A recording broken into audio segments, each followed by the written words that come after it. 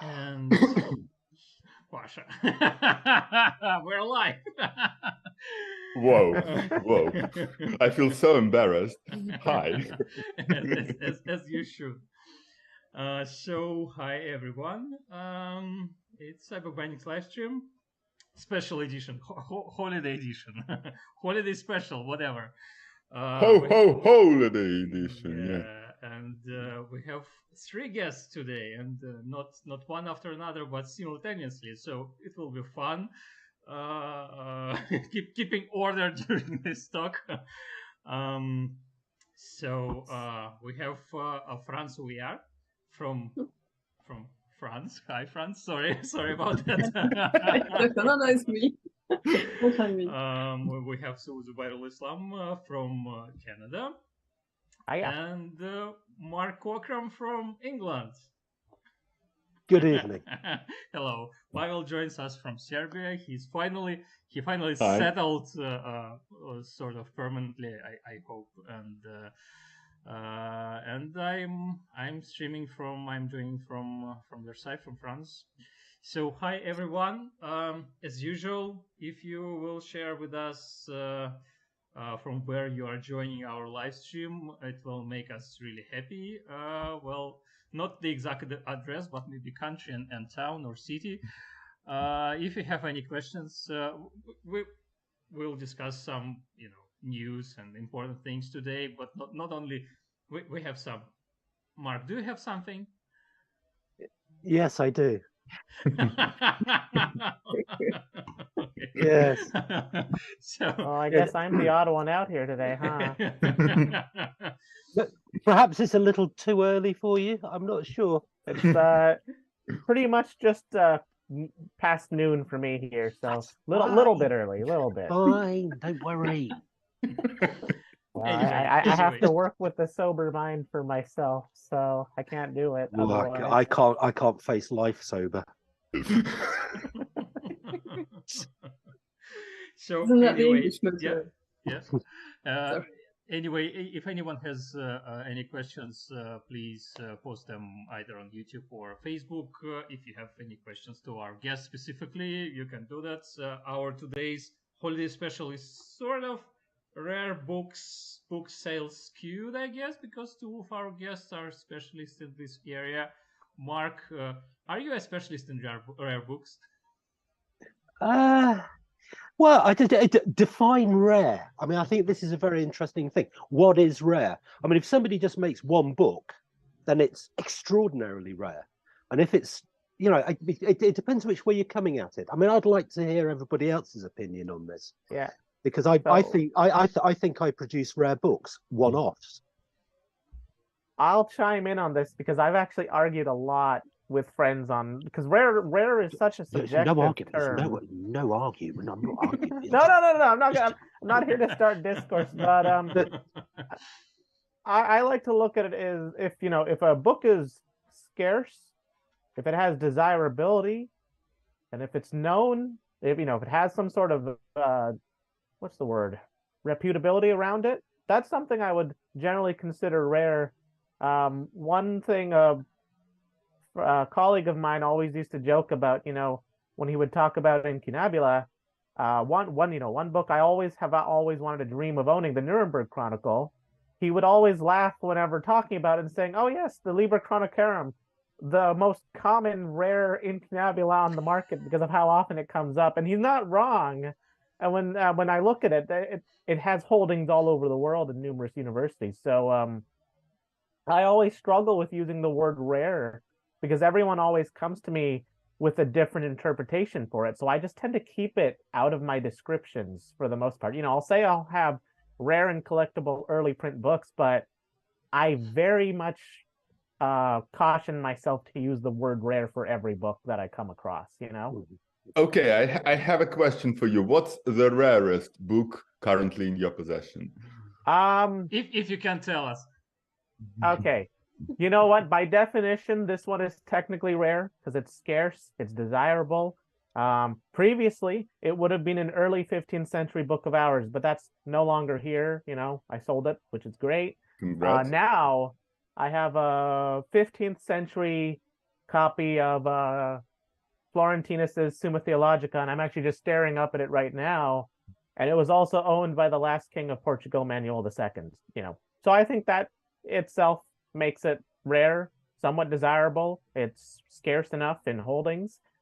But just recently, and I was talking about this earlier with Christie's, I actually purchased a 14th century selection of leaves from the Code of Justinian. And I think that's something that would be considered rare, in my personal opinion, yes. So talking And about very Christie's, desirable. France, as you have professional experience from that side of the bench, what's your opinion? Of rare, it depends. I tend to be quite literal, and so literally it would be one-offs or whatever's available. There's only one copy left of this, but I think that just sort of ranks in the ultra rare. Yeah, that's... Then for the Nuremberg Chronicles, it is rare because it is rarely, your chances of owning it and touching it are very rare, because it comes up for auction and maybe you can go and see it and leaf through it during the exhibition period. But if it's in institutions, chances of you touching it are zero. So it could be widely represented in institutions and still be very rare because there's only one copy on the market and so on. And then again, thinking back on the rarest things I've come across, I don't rank them in my heart as, the rarest is the dearest. But the Biblia Sacra, the Plantin Bible that we brought back to Antwerp for the exhibition before the sale that eventually went back there, that was in 2018. You could argue because it's a Bible, it's not going to be rare, but that one was made for King Philip II of Spain. It was on vellum. It was rare because of who it was made from, how it was made, where it was kept. So, it's not a hard science. Still, Mark looks like Mark qualifies with your work. Yeah, Definitely. I would think so. I like the phrase ultra rare. Ultra rare. Maybe it's a Frenchism. No. It's good. I'd like the idea of that. I may start using that. Yeah, ultra rare. Ultra rare, super scarce. Yeah, exactly. Yeah, I mean, this is just one of the things because I'm looking at it purely from, if you like, somebody's working now, a contemporary, and one has to imagine that maybe in 50 years' time, 5 years' time, 5 months' time, or 500 years' time, the work that book artists are now producing is going to be ultra rare because it's the one, that's it, the only one in existence. I cite the work of Tim Ely when I think of this, and his work is very, very rare. Rarely does it come on the market. But that's made this century. And I think it's an interesting comparison between the antiquarian, shall we say, side of things and the contemporary side of things. So it's just it's just an interesting perspective to have, I suppose. Yeah. Thank you very much for your explanations. Thank you. Just last week we discussed an early 20th century book by Sengorsky that sold for £70,000 for the binding, basically, because, well, the book too, but mostly the binding. I think it was more than 70. It was 100 something. Well, yeah. Anyway, thereabouts. Did that go to a UK buyer? Do you know? I doubt it, frankly. Was that a Sengorsky binding that came up at Christie's? Because there were a lot that actually came up at auction recently. I think. I'm wrong. And one of them sold for more than any other, and it I was think a lot of them sold for tens of thousands of dollars alone. That was a handwritten tome of poetry with illumination and medieval the modern style, illuminated manuscripts. There were some really nice ones there. And I was wondering, maybe for how much do contemporary bindings, I mean bindings of the last 30 years, go on the secondary market? And even, is there a secondary market for that kind of work, or is it mostly directly from the artist to the collector? So that's quite interesting because I of course can only talk from my angle, because a lot of sort of bookbinders, they're a little bit cagey about things. Usually they don't want people to know. And recently some of my very, very, very early work came up for auction and was sold, and it was bought. And the guy who bought it has commissioned me since then, but he got in touch with me because he wanted to know more about the work and where it had come from, and he brought it into the studio, and I was able to take photographs of it, because at the time I didn't take photographs because it was just something I just did. And it went for, I think there was actually an old price label in one of them. I think it was £35, and he paid considerably more than that. So I think there is a market. I mean, we're talking 35 years ago for the work. So but if I may just relate a nice story that's to do with the same guy. I recently did some work for a charity, produced a piece of work, and it was put up on a silent auction. It went online. Anyway, this guy, he bought it, and he was the last successful bidder, and he was very pleased with it. And as he was walking home, he happened to pop into a book dealer's. The book dealer saw it, and he said, "That's nice. Is it for sale?" So the guy got it from the auction sale. He said, "Well, yes, it is." So he doubled what it cost him. He doubled it up, and now it's for sale in a bookshop in London for double what they paid for it, which is great. It's called business, and that's the way people work. The collector said to me, "Does that bother you? That happens?" And I went, "Good Lord, no. It puts my stock value up no end." And basically, when you've made something, it's not yours, and somebody's bought it. You cease to own it. You can't control what happens to it. So in a way, it's cool. But there is a market, I feel, for contemporary bindings and books. Whether or not they realise their true value, I don't know. It's very hard to say. I think the 7 or so books of mine that have recently come up on the market, they've fetched more than I originally sold them for, which is nice. Now, you mentioned that it doesn't bother you, the reselling of it, and you not getting any profit from it. Compare it to how Richard Minsky sells his electronic works through NFTs. You do know the scheme. You don't just get the first price. You also get the fixed percentage of any future sale. Wouldn't that be nice? It would be very nice, yes. So I'm just having a warm moment now.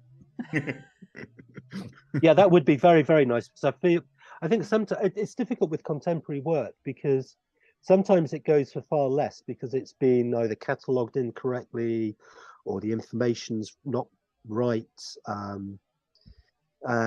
or it's been falsely or wrongly attributed to somebody else. And it's quite difficult.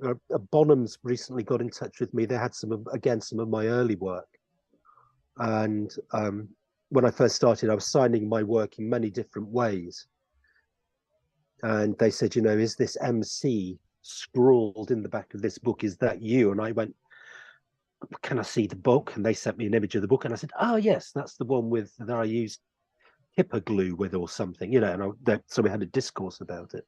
Was that the auction last year? Because I think I saw a couple of your items up at yeah, it was. I think it was last year, yes. And it's quite interesting because they got in touch with me about one of the works, but not one of the other books, which actually they should have done, because it's got a far more interesting history, and they'd actually miscatalogued the materials it was made from and all sorts of things. They said it was paper binding when in actual fact it was a parchment binding, or things like that, which again it alters how it's seen in the sale room and online and in catalogues and things. So I wish they had got in touch with me about that one, but one doesn't know what's selling. I can't keep an eye on all the auction houses all the time. I've got other things to do, making books and stuff that people can sell. So Franz, you've prepared some stuff. unlike, I guess, all other participants of this meeting, you prepared I some wasn't- stuff.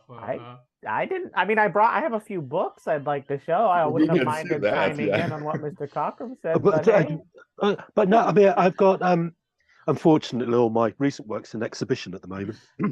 I should probably say I like that it's a bit of a setup because France was very proactive with that, and she offered to prepare something, and I decided Okay. that I'll ambush everybody else with that. I see how it is. All What right. have I got? What have I got? So, should we switch to screen sharing, or how do you prefer to do Yes. that? Yeah, so I've just gathered some info from Rare Book Hub, which is the website where most of the auctions are recorded. But keep in mind that it's mostly America, UK, and a bit of Western Europe oriented. It's not too global, so it's a bit skewed as a view, but it's our sort of market for all of us today. So in what I found is that actually the first few ones to sell at the highest so far, it doesn't take into account today's sales. Because there's quite a few happening yesterday. I think it was 13 or 15 or 19 yesterday, 19 today. Yes, and 24 sales tomorrow, or so says Rare Book Hub. Things are moving fast. Yes, yeah. So I think again, also the conclusions for sales trends and so on for the whole year are going to hinge a lot on what happens this month, all the Christmas sales and all of that. So there's a few big lots that are sort of brewing. So we've got at the head of what Rare Book Hub was showing. So gone for £8 million with this leaf of the Shahnameh at Sotheby's. So that was just one leaf of this. The Shahnameh is the illustrated, you'll see here, illustrated epic Book of Kings in Persian culture here. Mhm. So that's the first one that popped up on RBH. Can we see some details? Because I looked at this Yeah, sorry. leaf before. It is amazing, especially the animals. So let me know how fast you want me to go on all. Oh, as slow as you can. It's beautiful. So yeah, you can go and find it on the Sotheby's page. And Pavel probably, as usual, can find the links and post them everywhere because that's what he does professionally. I don't know if I can do any more. No, it's not working. Yeah, it's but yeah, fine, and it perfectly fits the window. So yes, gorgeous. And I mean, as you can see, it's it's cut proper. There isn't any sort of tears or any of that sort of thing. Is that a repair to the right hand side? Could be Just to the right hand side of the white horse on the edge. There looks to be a piece of paper. Golden. Yeah, Or- if just yeah, there. It just another. There looks like two repairs almost. There is another one in the top part of the page as well. Yeah, yeah. yeah. I don't know. I've got all of your little pictures on there, so Yeah. there at the top. That would That's beautiful, though, isn't it? either repair or that's where it's been taken. When it's been dismantled, that's where it was joined. Okay, right. Okay. It was probably sewn in. I'm not sure, but that's what it looks like because it's two there. There are holes there as well, aren't there? It's probably from when it was taken apart back in the 70s. So yeah, that is beautiful. I'll take half a dozen. So yeah, gorgeous. So next on we had the Man Ray photograph, which sold at Christie's in May, and that was for $12 million because it is signed and it's an original photograph. Can we zoom in? We can zoom in. I mean, everybody knows that picture. Yeah. Yeah. Yeah. So yes. I have to say, for a manuscript leaf, I can sort of understand paying that kind of money. Not that I will ever have that kind of money, but still. But for a photograph, I still feel somehow a bit much. I'll always chime in on this with the statement that art is always subjective and the collector's market always varies. And that's why I always struggle when I see a lot of stuff, because I don't like pop art, but when I see stuff by Andy Warhol go for, tens of millions or more, Yeah. it's for someone else, basically. It's a different taste for different people's, Yeah. And what you've got to bear in mind is that also there's been a shift in the market especially since COVID, where collectors have turned mostly into investors. And that's part of why the prices are exploding at the moment in last year and so on for specific items, because they are seen or bought as investments most of the time. Because you can see, you can just look back and see that a book that's been bought for this much and then sold for so much and then again sold for so much and so on. Then all you've got to do, especially if it's just a leaf, is buy it and make sure it doesn't change. And that's all you have to do, presumably, to at least get what you paid for, a few years later. If not, like Mark was saying, for his binding, twice as much and so on. So there is that trend, happening a great deal. And precisely the next three ones are comic books. So here you go. These ones sold at Heritage Auction. So we've got this one for $3 million plus, all three of them. Yeah. I mean, the thing is, we're also forgetting on top of these prices are the buyer's premium. Yes. And the seller's premium as well. And there's a lot of hidden costs as well. So this isn't actually the true cost of it. Yes. It puts it into a completely different thing. Oh yeah, the first did. Yeah. The Action Comics doesn't shock me as much because there's always been a trend of the Superman #1 going up and up and up over the years in price. So yeah, classic ones. And I think it's not the most expensive that it was ever sold, because last year this issue went for 5 million, I think. So maybe this is not as good a condition or something. Yeah. They do like their pristine copies. A difference from a 9.4 to like a 9.5 is like hundreds of thousands of dollars in difference. Sometimes. And when you say 9.4, 9.5, it's some agency that grades those kind of works, it's the CGC. You can see it on the little on the case there. So it's the Comics Grading Commission or something like. I used to grade trading cards and comic books when I was younger. I don't do it anymore, but you'd send it in for a fee and they'd bring it back to you in a case like this one. So. To be perfectly honest, the first return that was actually for this year was a baseball guy card. I forgot his name. I'm sorry. Signed, and it was also a 9 point something, also at Heritage Auction, and that was 12 million. So yeah, collectible cards, always a big market for those. So yeah, so if you've got all Pokemon cards, maybe drop into an auction house and have them valued. So next up, we've got Ace Sotheby's again, and that's the United States Constitution, and so on, which I don't know if you want to have a closer look at that, probably. We don't know. So that's not the actual Constitution, it's some kind of related documents.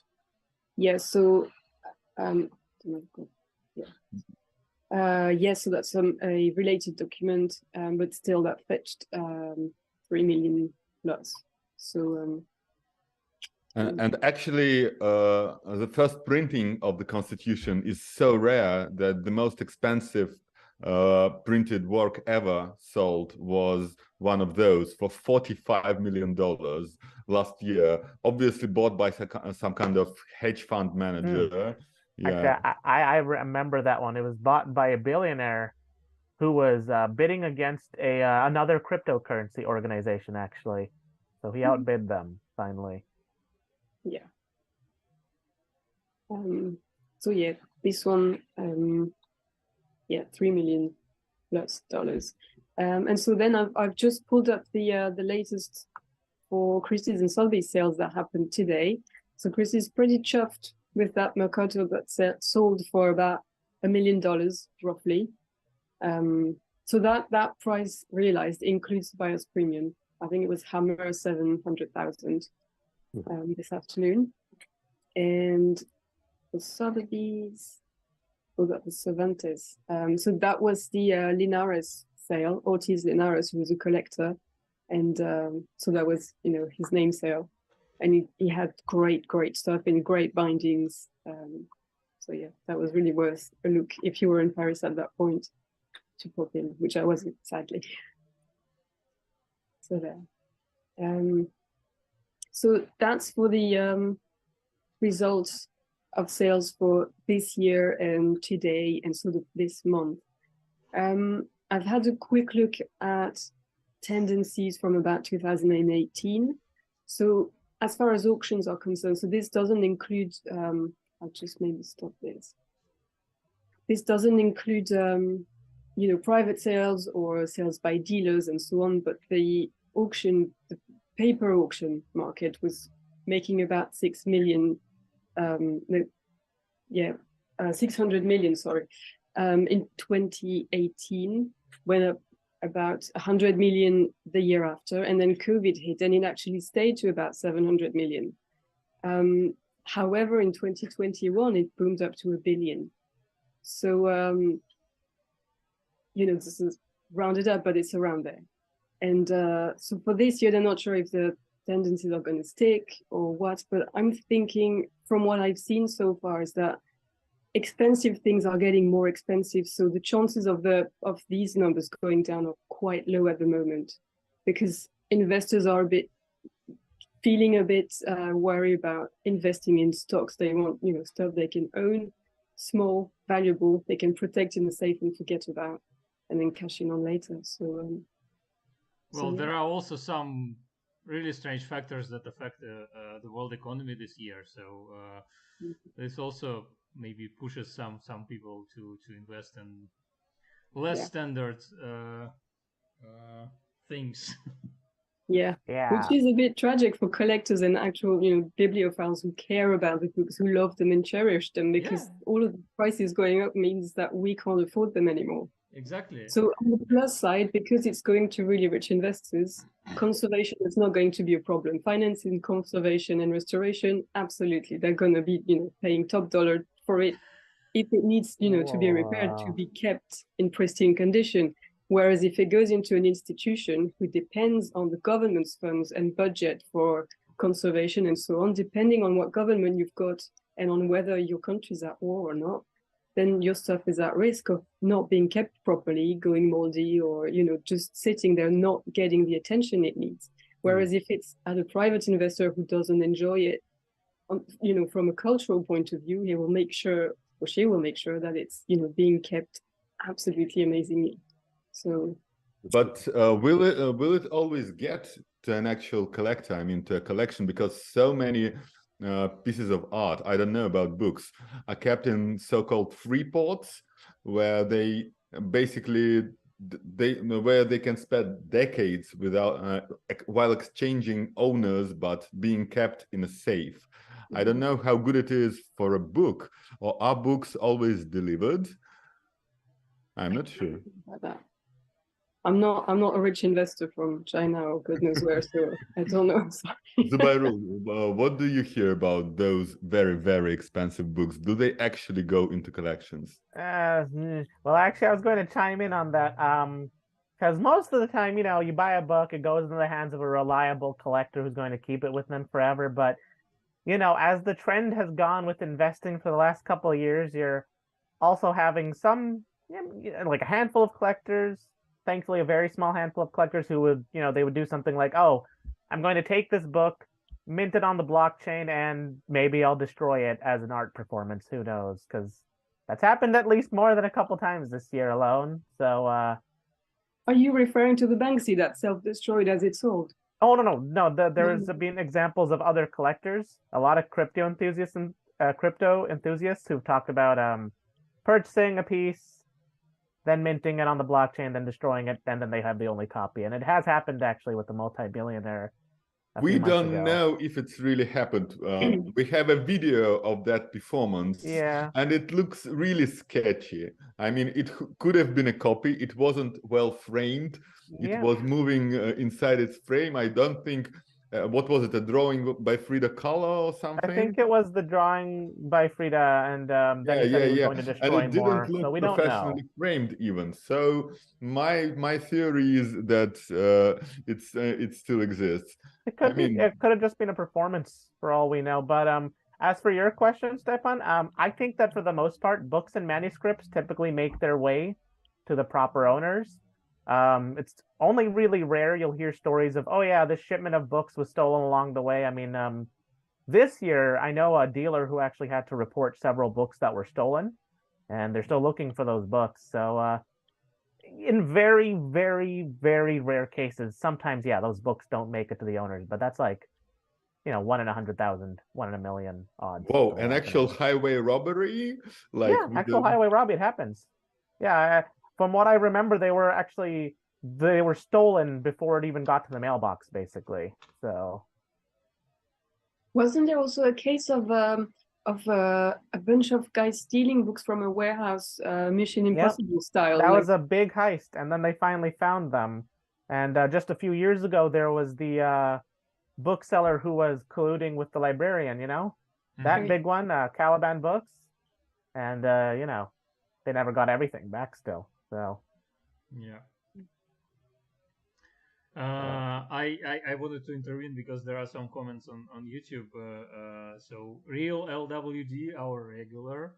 Hello to all from Lancaster, United Kingdom. Anna Fioriani, hello from Rio, Brazil, also another regular on our live streams. And then Nuria Castaneda, greetings from Mexico. So, yeah. Whoa, an actual Castaneda. Wow. quite an interesting geography. So if anybody else who is watching us would like to share from where they are joining us, please post a comment. I also wanted to say that we have some links in the description of the video, both on Facebook and YouTube, and there are links to Francis, Zubairul's, and Mark's social accounts, websites, that stuff. So please check them and probably follow them. So what's next? I wanted to ask Mark. We haven't heard from you in a while. What were you up to? What are the most interesting things that you made or happened to you? By the way, Richard Minsky also is watching us. So hello from Stockport, New York. Well, I suppose last month I was in Barbados, which is which is quite interesting, because basically I was asked to go out there and work with the archivists with looking at their books, which is extraordinarily important, because you're talking about rare books. These are rare. They are the accounts of the people coming in, slaves basically, and other people that were kidnapped. And that was very interesting. It was great. So I spent 4 weeks there. Look at the suntan. No suntan at all. I was actually working in the archives units, where I was having to wear 3 layers, including my lab coat, because it was that cold. And I looked out of the window on the first day, and there was condensation on the outside of the window. And I thought, yeah, I really am in the wrong place here. I should be. But it was fascinating work, and there were a great bunch of people. So that's quite interesting. Recent work that I've done, I've been trying to work with contemporary books and bookbinding and book arts, and it's about trying to get the book off the shelf and sort of looking at it more as a work of art and trying to get it sort of in a frame almost. And I've come up with a couple of ideas and they seem to work. So that's stuff that's in development. But basically, I've just been trying to earn a living over the last few months. But Barbados was fun. Sorry, but what were you actually doing there, apart from dreaming about the sun and looking at the documents? Yeah, I was working with the archival staff, training them in box and enclosure making. Also looking at the equipment because they're refurbishing their workshops, and also looking at the various book structures that are in the archives there, and training the staff how to make the book structures so that when they're looking at restoration and conservation, they're familiar with the various different book structures, so that when they take it apart, they can put it back together again. And it was also about all different sorts of aspects of that sort of work, because obviously a lot of the material came from the UK. So you've got a northern European-ish country going down to the West, the Caribbean, and it's a completely different climate. The bugs and insects are different. They attack things in different ways, and so there are a lot of issues with the archives. And now they're having an awful lot of investment made by the Barbadian government. So they are, able to get equipment. They're able to get people in to help and train and that sort of thing. And Barbados is a relatively young country.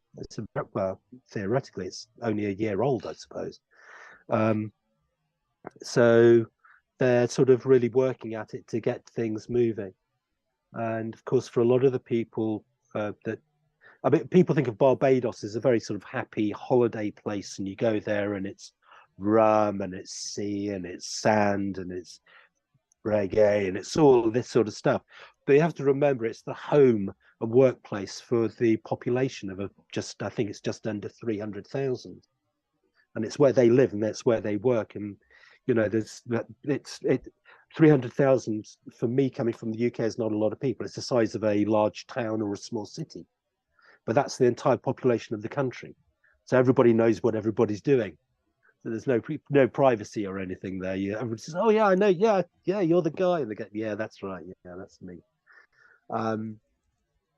So it's very interesting working with that and obviously for a lot of people coming in, especially people that brought in the slaves from Africa, for example, though there were other countries involved, of course. That's the first time that the people that were actually documented in any way. And so, their history starts with the records and the sales prices of slaves and everything. So it's their archives as archives are to any people, any country, are intrinsically important. And they give the background and the balance to where it is, because you've got to invest in the past to be able to invest in the present to ensure the future. And that's what Barbados is doing. And I'm very pleased to have been able to help them. And it looks as if I'll be going out next year. So we'll be doing another extended program of stuff. So it's good. It was good to go out for a month because you were able to, really get into the groove of what's required and what's needed. And you can do quite long-term projects. Usually when I go to places, I'm there for a few days or a week or whatever, which is great. But you just get going and then you think, right, that's it, bye-bye. But I said, would you like to see a photograph of me in Barbados? Bring it Sure. on. Oh yeah, okay, right, fine, I'll get it. Meanwhile, I wanted to say that there is another reason for saving those archives, because recently one of the Caribbean countries, I couldn't find it off the top of my hand, has sued British family that is still owning a plantation that used to be a slave plantation. Yes. And they are known to have invested It's since the 18th century in most of British corporations, and they have earned billions on the backs of the slaves. So it is important to document that too. Yeah, very much. I mean, there's an awful lot of stuff happening. There really is, and in one way, one has opened a can of worms. But it's it's nice to be able to go there and help. It is, I have to say. Anyway, getting back to the photograph of me in Barbados. It's a photograph of me in a picture frame in the shape of Barbados. Oh boy! Isn't that? It's beautiful. It's made of wood, tree wood, real wood, and it's indigenous. And I think that's absolutely. I love it. So I've got it on the bench, and that's it. That's great. So you can always see a nice person in your studio.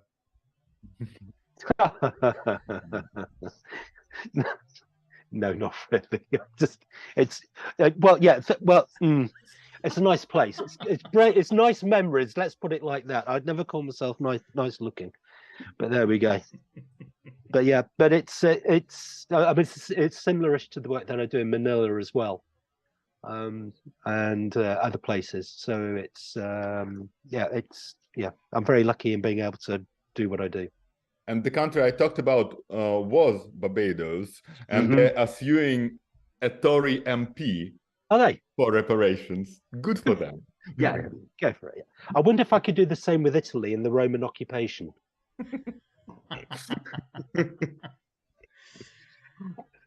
Oh well.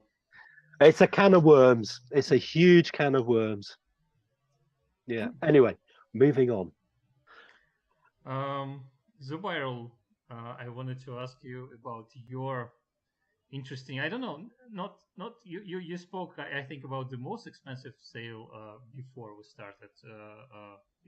Was it before we started this stream? I don't know. Anyway, but what was the most fun, I guess, object that you sold or you got this year? The most fun. Okay, yeah. I you know what? I have a personal one. It's not the most expensive. Yeah, exactly. Most expensive. I would definitely call it rare though. And most of my friends are horrified by it whenever I mention it to them, so I always love discussing it. It is a 19th century scrapbook of title pages. So it's an album of 16th to 18th century title pages that were all cut out from different books over the years. And... See, Mark likes it. Mark likes it. I think that, that's very cool. That is. One of my friends said it was the saddest piece of historical significance he ever saw in his life, and I'm like, great, I'm glad I could bring this into your life. And that ended up going to an institution who found it really exciting to study. I mean, I found it really, really great. There were some Aldine title pages in there. There were some really rare examples, and a lot of Plantin Press stuff. So I don't think I'll ever get anything like that for a while, but it was really fun. And I think this is another fun one, and I'm probably going to have to wash my hands after this. But it's a 16th century pigskin binding with green pigmentation. Fantastic. So chances of this being toxic, pretty likely. And I'm gonna wash my hands in a couple minutes after this. So this one was really interesting to find. It wasn't the first thing for me, but I made a straight beeline for it when I saw it online. Yeah, and I don't know. This year has been a lot of firsts for me. I mean, you've been watching my Facebook probably, but I also picked up this really neat heraldry manuscript, and I've always wanted one for the store. But recently, in the last few years, and I think this also has to do with what France was talking about with the increased demand and investment, there's just been a huge increase in prices for certain things over the years. Whether it's books of hours, those have gone up in price, or armorial manuscripts, or even friendship albums, 17th century and earlier. Those are just going up and up and up. And I tried buying one a few days ago. I thought I would win for sure. And oh no, it went for double my max. So, Yeah. Yeah. What this guy, a little while ago, was talking about The guy bought some of my work from an auction house. One of the earlier books was actually a book that I'd bound in rat skin. That's actually pretty cool. You don't have any photos of that one, do you? I do, but not on my desktop. Ah, What I'll do is I'll send a link in later, and you can have a look at it. But my father is, again, in my early days. My father said, "Yeah, what's the most repulsive thing you think you could, do a book in?" He said, "Human skin." I went, "Yeah, there's more. That's not as rare as you think it is." You can choose a person, and it would be too repulsive to you, I guess. Well, you see, it gets even better, because I then said, "Well, rats, I suppose that's what everybody feels," and so my father went out and shot some rats. It's just as well that I didn't say. Okay. That's all I'm saying. That's all I'm saying. So, in the spirit of this holiday. Yeah, exactly. So he went out and he shot some rats and he skinned them, and then he alum tored them. So they've still got all the fur on, and the tails and little claws and little whiskers and everything. And it took me Dad of the Year award. I know. Fantastic. Love you, Dad. Wherever you are, love you. And so he brought them in proudly one day and said, 5 rat skins. He said, "There you go." And he'd bought this single section book about how to keep your rats, pet rats. You see.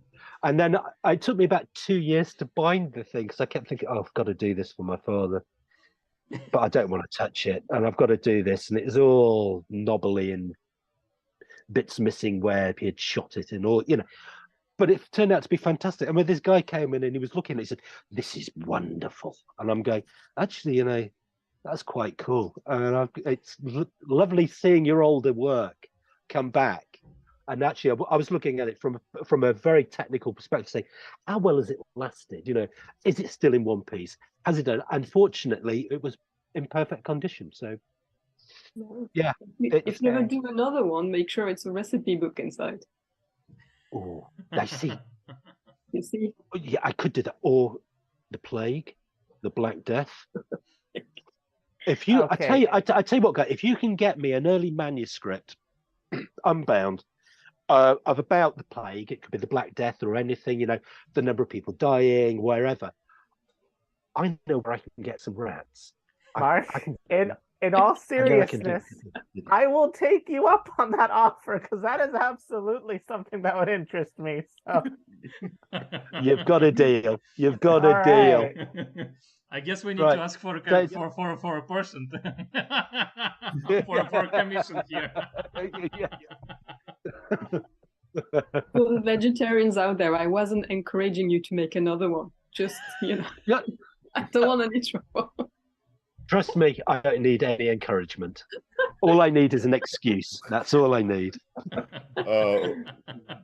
Just a couple of weeks or 3 weeks ago, we talked to a vegan bookbinder, and she told us that she doesn't even bind books in vegetarian leather.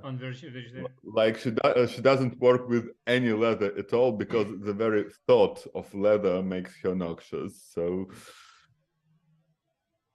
I mean, everyone has their limits on what they can handle, so that's totally fair. Yeah, it's fair. Yeah, no problem. But I do wonder, I've seen about the mushroom leather, and as bookbinders, does it last in time as actual leather does? How does it function over time? Because it may look cool when it's just made, but Yeah, it's very interesting. I do actually have some. It's very difficult to get hold of. Actually, getting pieces big enough to actually work on a book are very difficult. Now, because the substrates that this culture basically has grown on is sawdust, I believe. Sorry, excuse me. The underside of it is actually quite rough and difficult to work with. It's difficult. I find it difficult to pare. That means thin the edges down and that sort of thing. But it's like anything, nothing's going to last forever. And I suppose it depends how it's treated, where it's kept, what use it's got, and all these other things. So I don't know. I'm prepared to give it a go, but I think for longevity, you can't beat parchment or vellum. I mean, they seem to go on forever. That's the wonderful materials. And I know that in today's age, people are concerned about various aspects of using natural materials or natural materials that we modify, such as animal products and things. But the majority, in fact, I know all the bookbinders I know, we try to be as ethical as possible. You know, we don't just, the materials we use are not just killed or because of, you know, to get the skin. The skin is almost a byproduct of, you know, the life cycle of the various animals. And for a lot of people around the world, producing these materials is how they earn a living.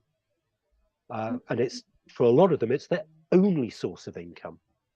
So we have to be very, very careful, you know, when we put on, when we start demanding that people do things from a very comfortable lifestyle, when in actual fact we could be jeopardizing people's lives, incomes, and everything else. So I think we do have to be very, very careful sometimes. But I do understand people's perspectives. But I think there has to be a rational balance to everything, personally. I think given the amounts of meat that are still being consumed, and I would rather, since these animals are being killed anyway, make the most of it. Don't waste anything, because then it's double the waste. So yeah. Yeah, exactly. I mean, there is that, and I think that again, it's about husbanding our resources and making the most of what we've got. You know, it's, you know, the people that inspire me are the people that do make the most of what they've got, and usually they've got very little, but they make so much use of it. And they're the people like my father and rats. You know. You know, another aspect that I find somewhat reassuring is that a well-made book will last centuries. Unlike, say, shoes or a bag or some other fashion statement that will last a season or two. So again, there are people who make bindings out of reused leather, say an old biker jacket. Yeah. So you can, there are ways to go around that, but still, as my friend who's into tracing ethically sourced materials says, there is no such thing as ethically sourced leather.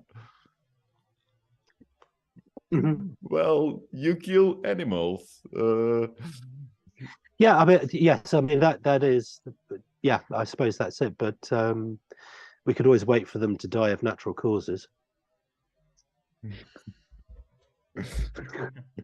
But, and on that cheery note, yeah, I'm terribly sorry. I'm terribly sorry about this shit. But no, sorry, getting back to the Zanesdorf binding, I was recently looking at a SSZ binding, and it was quite beautiful. But where I was looking at it, and it was in Mags Brothers in Bedford Square, London. They had to be extraordinarily careful with it because since I think not all of us, but most of us know about the sad demise of various bindings that company did, one going down on the Titanic, one getting blown up during the Second World War, and that sort of thing. That they started to make their boxes using asbestos because they thought it would protect the work. So what they've had to do is buy this special sort of Geiger counter for asbestos to check whether or not they've got asbestos in the box that the book is in and all that sort of thing. So there's hidden stuff all over the place. I mean, it's just, I think it's quite beautiful. It really actually is. Asbestos used to be used for printing books that are fireproof. And there are quite a few of them on the market, including an amazing set of Ray Bradbury's 451 Fahrenheit. Yeah, Fahrenheit. Yeah, 451. Yeah. Yeah, but this was printed when everybody already knew that asbestos is cancerogenic. So it was a special project. Oh yeah. But I've actually got finishing tools that have got asbestos handles. Now, for those of us who don't know, a finishing tool, it's a tool that's usually made of brass, and you heat it up, and it's used for applying the gold leaf or foil or whatever you're using to the book. And it's all the adhesives we use, be it glare or synthetic adhesives, whatever, are activated with heat. So you use a heat in the brass tool. And so obviously some bright spark thought, I know, I'll put asbestos handles on these finishing tools. And I've got 3 or 4 of them in the studio, and I know I shouldn't have them. And they're locked away and everything else, and they've been over time sellotaped up and everything else. I have to get rid of them. But are you just thinking how things change and how our perceptions change with knowledge and hindsight and everything else? I'll probably ask you to show them to me when next time we see each other. Okay, yeah, sure, no problem. But talking longevity of materials, I think in the plant chest down there, I've got a some form of correspondence from James I with the wax seal and everything, and that's parchment, and that's lasted since James IV, 1661 or whatever it is. I don't know, something like that. So that's longevity of materials. And it's you're right. It's wonderful. You're right, Pavel. It's wonderful how materials do last so long. Yeah, wonderful. There was some trend on TikTok or elsewhere where people were discussing some of their oldest clothes or something like that, and they were like, "Oh, this T-shirt is 2 years old. This I don't know, this jacket is 5 years old." And I was like, well, I still have T-shirts which were bought for me in 1993 when I was 11. And I still wear them. That's nothing. Well, I'm not old enough to compare to something else. No, it's not a competition. It's not a competition. I've got a my great-grandmother's wedding dress still exists. Not that I wear it often. I was about to say, can you still get into it? That's the thing. So there were a couple of comments on YouTube, and I want to check what's happening there. Turgon92, another of our regulars. Hello, lads. Greetings from Greece, and then good points from the fellow in Christmas gear. I guess that means Mark. The animal might have died of natural causes, Pavel. Yeah, that can be, but usually that's not how the leather is sourced anyway. It's a noble cause to seek ethical materials, no doubt. Couldn't we have your names beneath your feet? Well, maybe in the future. That's a good idea. But yeah, from left to right, it's Franz Huyard, Zubairul Islam, and Mark Cockram. And well, I am Stepan, and Pavel is my co-host. And all that info is in the description, and you can probably guess who is Zubairul, who is Franz, and who is Mark. I don't know. So what else? Then Jocelyn Bergen joined us from Kingston, New York, mid-Hudson Valley region, and as Richard Minsky commented, it's quite close to him. So yeah, that's if there's anybody else there, please interact with us. It makes us happy. Yeah, France. I have questions for you and Pavel. I've got 3 questions. Okay, that's a new one. That's great. On the table's turn. So, gentlemen, I was wondering, how did you meet? Why did you start iBookBinding, and what do you want to see happening next year for you? Maybe I'll start with the first one. We used to study programming in Moscow State University, 20 years ago? Well, long time ago. 20. 22. 20, yeah. 22. I graduated, Stepan didn't, but it never broke our friendship. It may do now. now that you've told the world. He made a few more attempts at higher education. Yeah, it was a long and strange path. Yeah. I had a lot of pressure from my relatives to finalize my degree or something. Yes, so sometime later, Stepan started bookbinding, and even later, what was it, 3 years ago, at the start of the pandemic? Almost 3 years ago. Yeah. Yes, he started this podcast first. 3 or 4, I think, without me, and then I joined him. I realized it's much more fun when there are two persons asking questions, because we can always pick up what's happening. There are less pauses there, and we sort of have a bit different expertise. I'm more craftsy person, and Pavel is smarter. I'm more into history, basically. I mean, I like books, but I like their history more, if it makes sense. I don't know. I like the objects, but I like the contexts even more. So we work well together, I think. And what about what we want for the future, Stepan? What do you think? Yeah, what we want for the future. Well, there are some major changes that are going to happen in the nearest future for me and for us and for iBookBinding. I cannot tell more yet, but I'll definitely give some more info in January, and that will affect everything, I guess, or a lot at least. No pressure. Yeah, could I just leave the room for just a minute? Is that possible? Yeah, sure, absolutely. Thank you very much indeed. Thank you. I will be back. Sorry, it's just affecting everything. I'm going to hold that.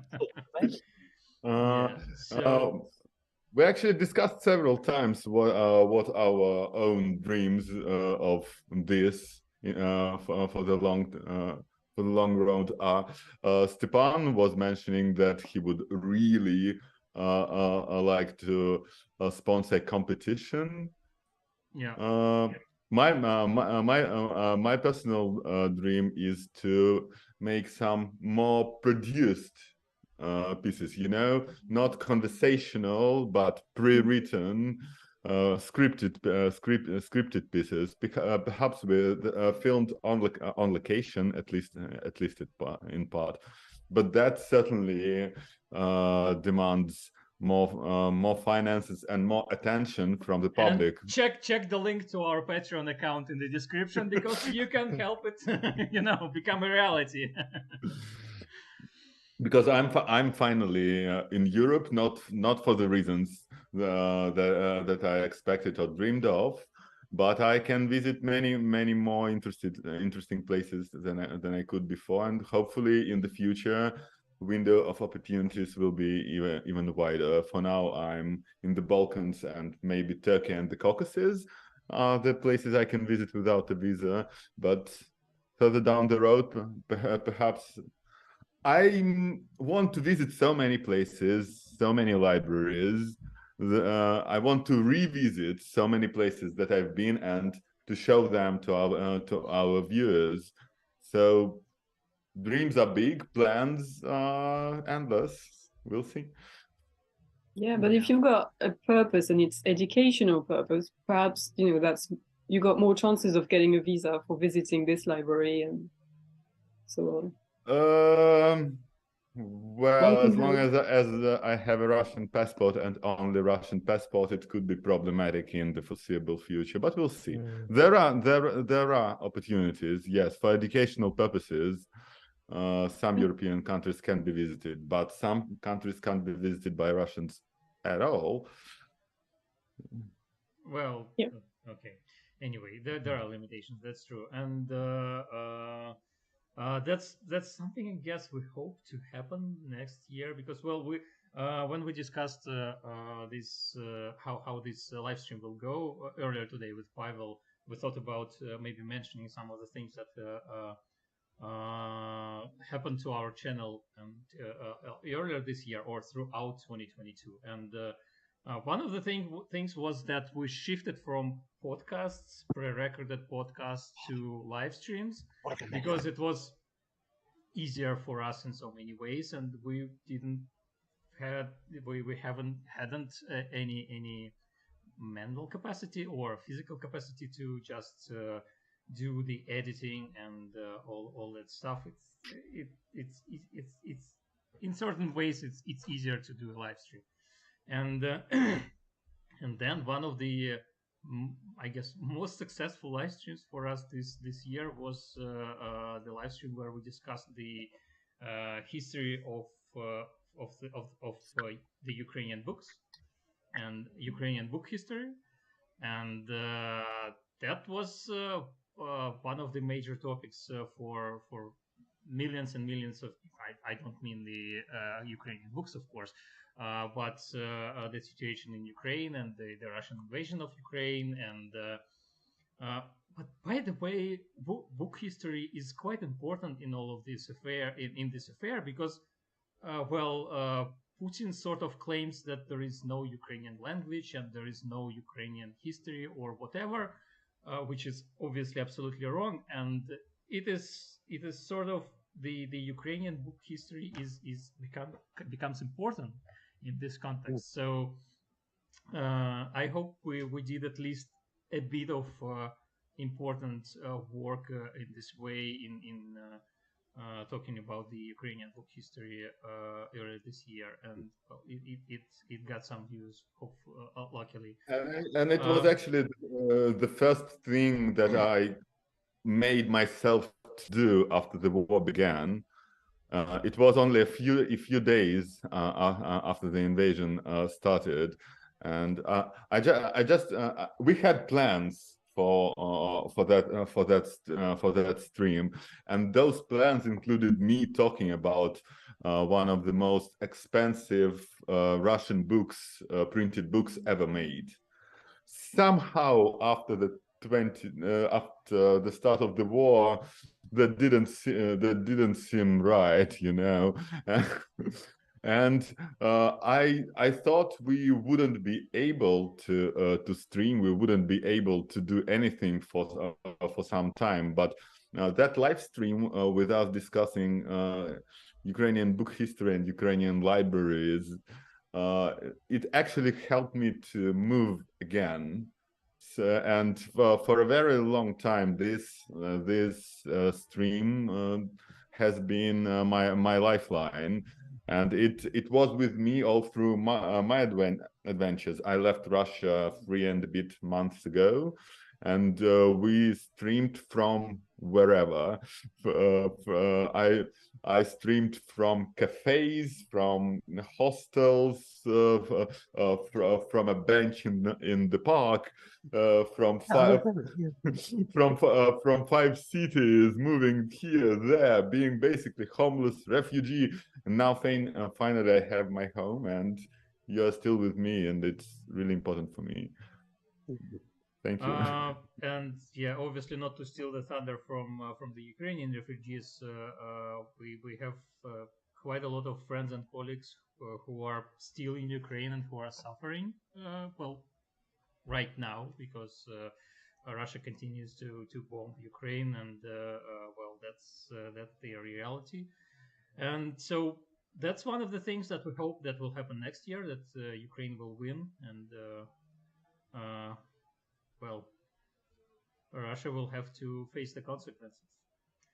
But that we are sort of went on a tangent far away. Thank you very much, Franz, for this question. I'm not sure. Pavel answered quite a lot of stuff. I'm not sure that I gave a proper answer. No, yeah, it does, and I think it's not so much of a tangent because I just realized as you were talking that I really like the fact that you had a project, and I don't know exactly what was your wish when you started doing this, what you hope to bring to people, but I mean the end result is you're starting a community which is not just including, you know, not just modern binding or current people just binding. There's also rare books, there's also old stuff, there's also you know, binders from everywhere, everything book and everything paper, regardless of the era and the country. And I think that's quite refreshing, really, in this industry. The whole, you know, the whole thing, and I think that's, you know, very precious, especially in times of, you know, war times and stuff like that, because that work of bringing awareness to, you know, for example, what you said about Ukrainian books and Ukrainian history and books being proof that history actually does exist, and we've got records and we've got, you know, frontiers and borders and all of that stuff. There is proof of all of that. And if everything's being bombed and destroyed, apart from people gathering things from pre-existing document or people who are there who can do it before it's too late, then once it's too late, that's, you know, that's it. So yeah. I think what you're doing is really important, and, you know, thank you. And that's why by the way, connects a bit to things we discussed earlier about the conservation and protection of the historical objects, because, well, one of the things that it seems that Russian forces are consciously doing in Ukraine is either looting, stealing historical objects from museums, from I don't know, public places and stuff, or destroying them, because, well, that seems to be their mission, to destroy the Ukrainian history, which is, well, we hope that Ukraine will not allow them to do that. And they stole the how you say prach, Pasha? They stole the bones of a Russian general, yeah, founder of Kherson. One Potemkin, for whom the Potemkin villages, I guess this may be, yeah, love of Catherine the Great. Yeah, were named, and they stole them from Kherson, which is so bizarre. So and I'm also following people in UNESCO who are cataloging damages to buildings of cultural importance, and now almost 200 libraries have been damaged and almost 24 destroyed. A number of archives were burned, including archives devoted to Second World War. Archives of ghettos have been lost at the start of the year, because they were often kept in military archives, and well, it's shocking that we're living through all of this. I don't know if I told this story already here. A piece of our family archive dedicated to my great-grandfather, who was a partisan during the Second World War in South Ukraine, not far from Odessa. We donated it to a museum. Well, when I say we, our family, I wasn't born yet. And included among those documents is one that is particularly dear to us all. It's the last letter that he wrote to his children, including a 5-year-old grandfather of mine.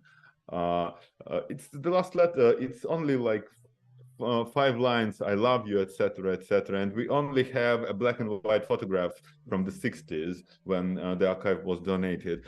And at the start of the war, I heard that the museum that holds that letter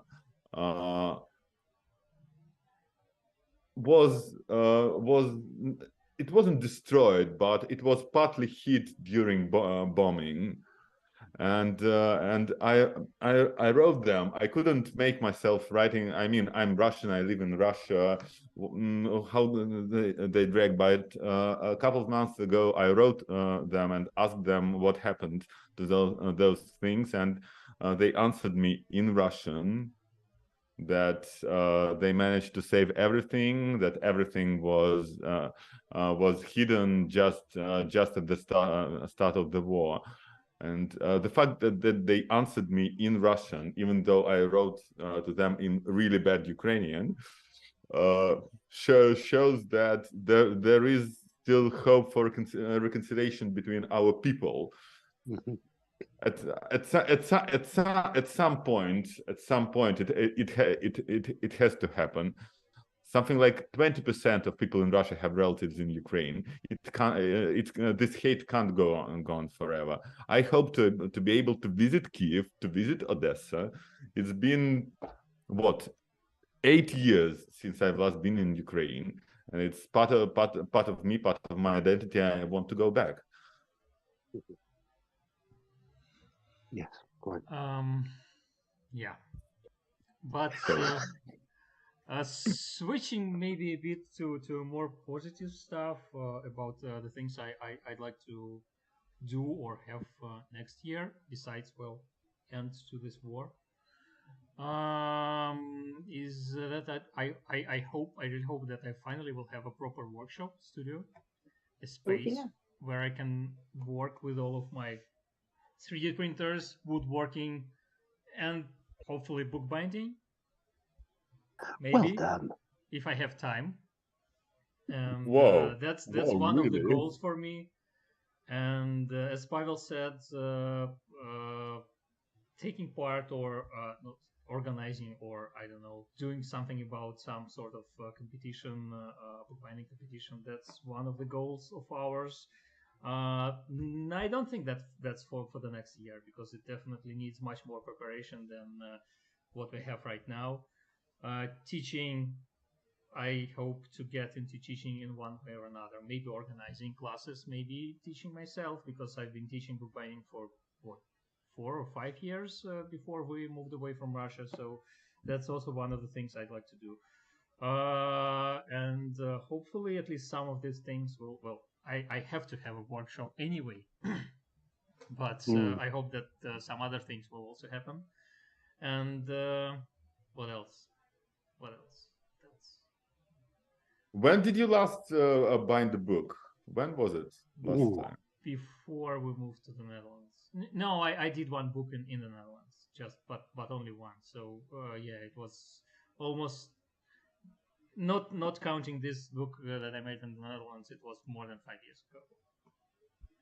So quite a long time. Yeah, I need to go study bookbinding, to learn bookbinding first before making a book. Weren't you planning to go to the American Academy again? Yeah, I plan to do that, but I don't know, life happened. But now I have an American visa, so we're going to hopefully meet Richard Minsky, maybe Peter Garrity, maybe Daniel Kelm, maybe some other people as well, while we're in New York and Boston area, in Philadelphia. Maybe we'll have a chance to meet with Zubairul. Fantastic.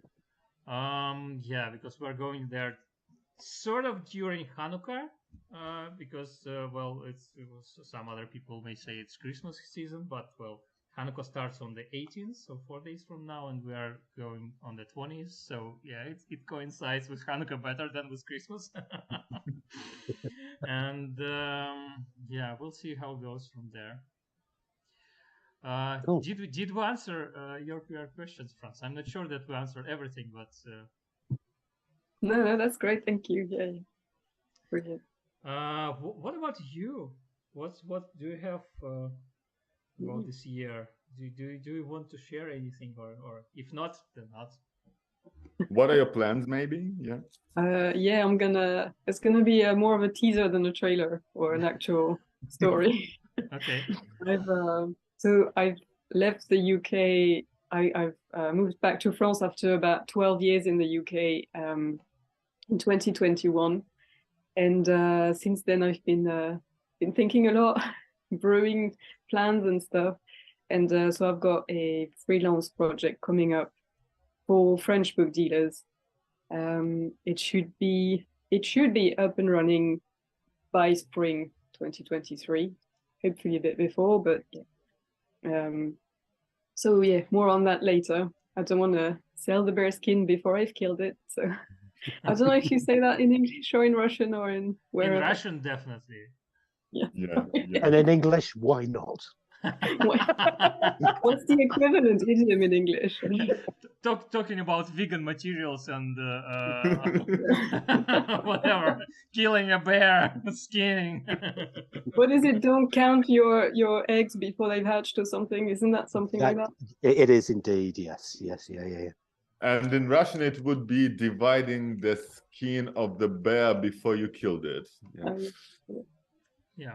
So yeah, it'll still be, you know, in books. It's for French book dealers and also for English book dealers, in the sense that when I worked with and for English book dealers and in that area, I sort of semi-often got screenshots of French description of books with a lapidary. So what's going on with this? Does it actually miss the title? Is it actually recased? What's up? So I'm sort of planning on offering either elucidation of such mysteries or directly contacting into French dealers and asking the questions from the English and so on, because I know that it's complicated with Google Translate because specific terms don't translate. Yeah, you have to be very, very careful with Google Translate. Very careful. Yeah, I've come unstuck more than once. Oh dear. Well, just, you know, give me a ring next time. Will do, no problem. Zubairul, what about your plans? Or anything exciting brewing on the horizon? Well, I'm going to Philly in a week, so that's going to be fun. I've already contacted a couple dealers who I'm going to meet, and if all goes well, I might even get to see a certain someone from the stream, but it really depends on how things go. And next year, I'm working on my next big catalog. It's probably going to be the biggest one I've ever made in my life, so I'm taking my time putting that one together. Cool. Nice. Oh, and don't forget the rat skin project. I have not forgotten about that, Mark. Yes. When I get the appropriate manuscript or book on that, I will absolutely contact you on that. Thank you. I'm looking forward to that. Really hard to forget. It will come to us in our dreams. Yes. You're telling me. I think when we had the live stream dedicated to books of bookish objects of the Rings of Power of the series, I think it was Mindel Dubansky, and she, am I pronouncing the last name correctly? I think so. And she, I think it was she that the person who wrote that we should dedicate one of the future live streams to the book from the Evil Dead. and I thought it may be an interesting topic, maybe not to focus only on the Evil Dead, but pick several horror movies and check the books in them and how they look and how they were bound, because sometimes it's not just a simple ordinary book that was pasted with some materials. Mm-hmm. Sometimes they are really nice objects, so yeah, it may be an interesting thing to talk about. Talking about trends and I think Mark disagrees. Yeah, actually, this is going back a number of years ago. The BBC did a production of Gormenghast, which basically involved the rules of life or whatever being transported in two huge books which are carried on the backs of people. So the prop guys came into where I was working and said, yeah, we're from the BBC. And we went, yeah, and? Yeah, and because yeah, people genuinely think, oh, it's the BBC, but and they said, yeah, we need 2 books making. We said, yeah, we're bookbinders. Good start. And they explained to us what they wanted, and we said, do you know how much that is going to weigh? And they went, oh, it's okay, no problem. So they wanted the books to open and be real and everything. So I said, look, it's going to take 3 people to lift this book.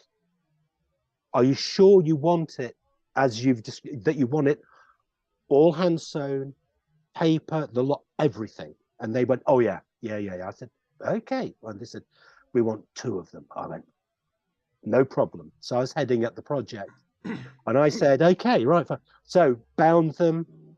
Because of the size of them, they had wooden boards. I mean, we're talking big objects here. Anyway, the guys phoned up. This is before the internet. Phoned up the BBC, and said, "Your books are ready for collection. You know, you might need some help picking them up." And they went, "Oh no, we'll come in." So these 2, you know, sort of BBC prop guys turned up, and they were there. These books on the bench, huge things. And I said, "There they are." They tried to lift them, they couldn't. And I said, "We did tell you. We followed your instructions exactly. You know, on piece of paper and everything." And in the actual, it was a TV series with not Peter Cushing, one of the other guys like that. And they said, you can see these guys who were carrying these books on the back really struggling with them because they were real life books. But I've got a book actually that may be of interest to the rare book dealers. Maybe I've got a first edition Harry Potter. Oh yeah, that old chestnut. It may be an old chestnut to you, but to me, it's a first edition Harry Potter. Would you like to see my first edition Harry Potter? Brilliant. Sure. I read the comment while Mark looks for his treasure. It's in a very secure place. Okay. So Noria Castaneda wrote a comment. Pavel, you asked about Castaneda, and not a real Castaneda, but a Castaneda with Enya. With the Enya, sorry, there was no Enya in the web at the beginning. Come to Mexico, Pavel. Good weather, good food, and oh yes, a large one day. broad bookbinding community. That's true, and no visas for Russians. Something. And 200,000 Russians on the border with trying to get into US. I know. I'm following the situation. That sounds fun. And also, thanks for broadcasting at this hour. First time I catch you live. Yeah, we usually try to sort of switch between morning and evening, but it worked. I think it was more evenings lately. So, Mark. Right. Prepare to be amazed. It's not. It's spent a lot of money on this. Behold my first edition Harry Potter. It's not what we would call first class condition. I know it's a first edition because somebody's written in the front cover, first edition, £3.50. And it's got annotations with it, marginalia, very important. To help you because it's a difficult reading. I think the person who was writing had difficulty writing as well. But can you see the unique sellotape? Yeah. Pressure sensitive tape there. This is a no, seriously, this is a very rare book. Notice the moderate water damage to the front corner there. Just a little bit. Slight rubbing, I think. Just slight rubbing. Yeah, just a little bit. Yeah, just a little. I think, but you know, it's a classic. And do you use it as a doorstop or as a teaching prop? What do you do with it? No. What I do is this is between us, just us. Okay. I get quite a lot of posh people coming in here. Quite a lot. And they're all very, oh, hello. And they're looking around my books. My books are about bookbinding and book arts, the technical books, catalogues, and the rest of it. Do you collect books? And I go, one or two. And they say, do you have any first editions? And So what I do is say, well, actually, yes, I do have a first edition. And they go, oh, but anybody we know? I said, yes, Harry Potter. And they go, oh, yes, we've heard of Harry Potter. They're very posh. So I bring out my Harry Potter and say, that is a first edition. And their faces just, because they don't know whether or not it's a very valuable thing or if it's worth £3.50. You need to build a fancy binding around it now. I mean, that's my first edition. So But very special copy, you know. You're telling me it's special. It is. Wow. The thing is, at dinner parties, not that I get invited to any now, but when I was invited to dinner parties, you know, people say, oh, what do you do? What do you do for a living? You say, I'm a bookbinder. And say, yes, but what's your job? And say, I'm a bookbinder. And they go, oh, that's fascinating. And the shutters would come down. And then after a glass or two of wine, they would say, oh, and they'll go on about, you know, would you like to look at my library? And you're thinking, oh, no. Really, do I have to look at this library? So they showed me this shelf of books, and on it they go, we've got some Harry Potter, you know. And I'm going, so since I bought this, I said, actually, I've got a first edition, and they, oh, which is why I blame Harry Potter for me not being invited to any more dinner parties. We're making fun of this. Sorry, Franz. It's the Goblet of Fire. The secretion on there, I've got no idea what that is. You know, I may need to wash my hands now. I would. But we're making fun of this. But when you work in antiquarian books or even secondhand bookshops, people phone up and be like selling the book the way you did, Mark, and it's that absolute dog of a book. Exactly. Yes. And exactly. you know it from 2 seconds into the call, basically, and they go on and on and on and on and on, and you cannot be like, okay, cool, not interested, because you know that's not who you are, that's not what you do, you know.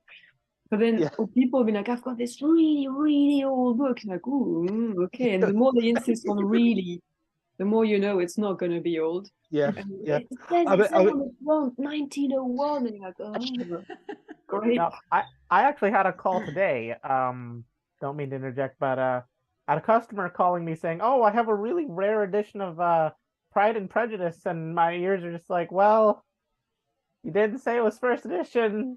What is it?" And she's like, "Oh yeah, it's the special deluxe edition from 1954." And anytime I get a call like that, I have to do my best to just let them down gently, to just tell them, your book isn't worth a fortune, but it's a nice book. And, you know, if we're talking very rare collectible books, I paid $5 for this Nicolas Cage coloring book. But, you know, if you want to buy it, it's $100,000 now. You know, it's very scarce, limited to 100 copies. So. Cool, good move. See, I'm waiting for my Harry Potter. I'm waiting for my Harry Potter to be like that, because what I'm going to be doing is I'm going to be doing a little bit of hand coloring in it. Just a little bit of hand coloring, just to, you know, boost its value. Extensively illuminated by Mark Cockram. There you go. Ignore the tape on it and the stain. It's a wonderful. Mark will start coloring it right away. I've got a pen. I'll do that now. Hang on. Just make a note of that. So extensive. What did you say? Extensive. Extensive illumination and hand coloring. There you go. Illumination and hand coloring by Mark Cockram. Oh yeah. Oh. And if you illustrate on a separate leaf and you put it in, then it becomes extra illustrated. You know what? Give it a few years. It could show up at Christie's. You never know. Oh God. Sorry, I'm having a moment. Ooh. Make sure to offer it with the Ratatouille binding, and there you go. Very good, very good, very good, very good. Mark, to add to your party experience with bookbinding or with your craft, I just had absolutely opposite experience at the American Embassy in Warsaw, where we applied for our American visas, because in Paris, the waiting time was 540 days. And yeah, well, that's not for Europeans, obviously. That's for us people who do not have European citizenship. And the lady that was doing the interview, so my wife came first, and she was like, "Yeah, I work in marketing," and she was like, "Yeah, yeah." And then it was about me, and she was like, "And what do you do?" Bookbinding. Oh, wow, that's the first one. I never met a person who is doing bookbinding before during the interviews. So what do you do? Who are your clients? And so she lit up, and sometimes sometimes being a bookbinder may help, you know. It can. It does.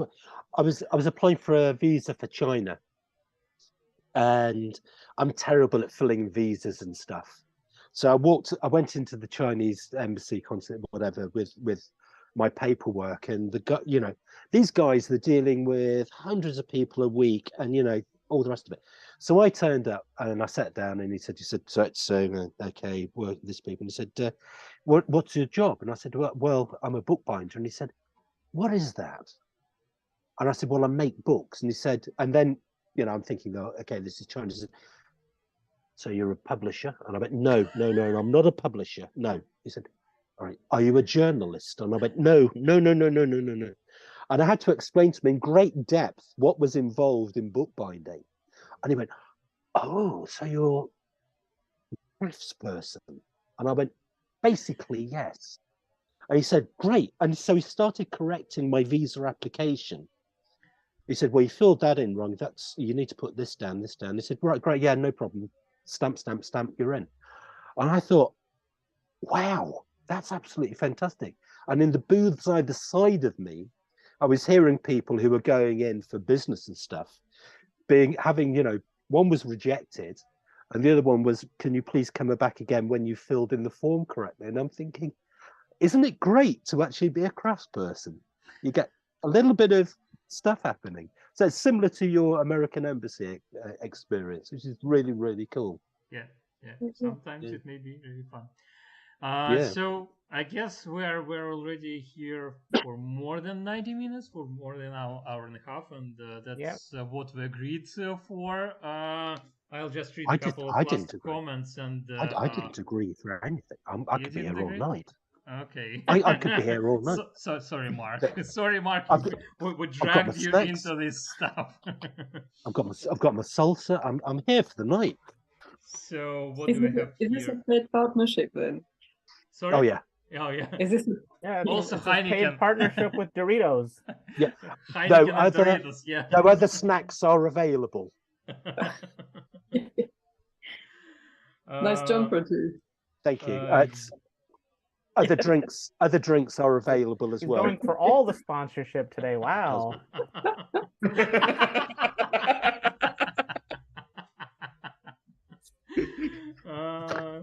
I hope that's where the royalties come from, if not from the bindings. Sorry, Stefan. Yeah. From Torgon 92, my late dog ate the corner of my goblet of fire coffee. That's and then, Sellotape. Sellotape. Real LWD. It will be an ultra rare Harry Potter book, and then Turgon 92 also. It's a diamond class rareness. Unfortunately, only for me. Yes. Yeah. Well, if Mark illuminates this book, it will become diamond rareness, I guess, as well. Anyway, thank you, everyone. We'll stay here for a bit, like 30 seconds or so, while the stream drops. And thanks, everyone, for watching our live stream today. I hope it was informative, educational, and fun. And we wish everyone a great and happy holiday season. And a much better see you next year. And see you next year. A great 2023. Yeah, that's true, because this will be the last stream of this year, and we'll